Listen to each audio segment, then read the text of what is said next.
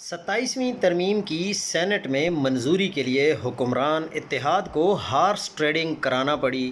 اس کی ایک وجہ تو سینیٹر عرفان صدیقی کی شدید علالت یا ان کی موت تھی۔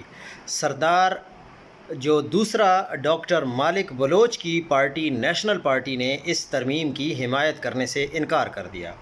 ان کا ایک سینیٹر جان محمد بلیدی ہے۔ نیشنل پارٹی کا سٹانس قابل تعریف ہے۔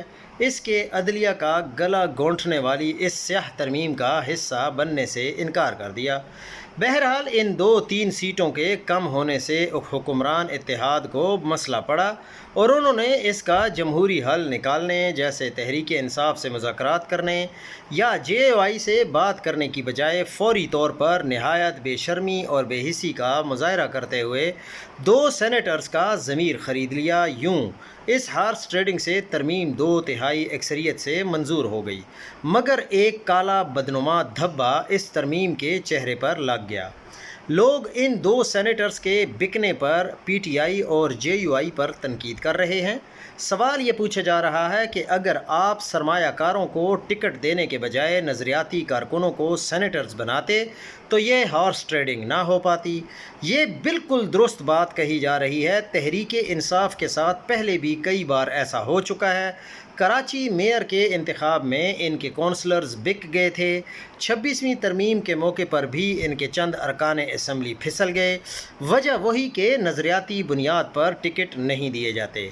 JUI کے مولانا فضل الرحمان پر اس لیے بھی تنقید ہو رہی ہے کہ ان جناب نے چند دن قبل ہی کہا تھا کہ ائمہ مساجد 25,000 روپے نہ خریدیں کہ حکومت اس بہانے ایمان خرید رہی ہے۔ تب یہ کہا گیا تھا کہ آپ لوگ اسمبلی کے ممبرز کے طور پر لاکھوں کی مراعات لے لیتے ہو۔ خیر، اب مولانا پر یہ تنقید ہو رہی ہے کہ انہوں نے ایسے سرمایہ دار کو کیوں ٹکٹ دیا جو پیسے کی خاطر بک گیا۔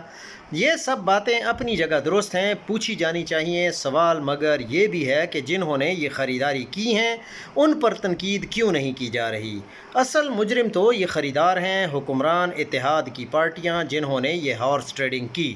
اب سب سے سوال ہونا چاہیے کہ آپ جمہوریت کا نام لیتے ہیں اور سب سے زیادہ آپ ہی اس سے کھلواڑ کرتے ہیں۔ اس کے ساتھ ہی ان سینیٹر سے مستعفی ہونے کا مطالبہ بھی کرنا چاہیے۔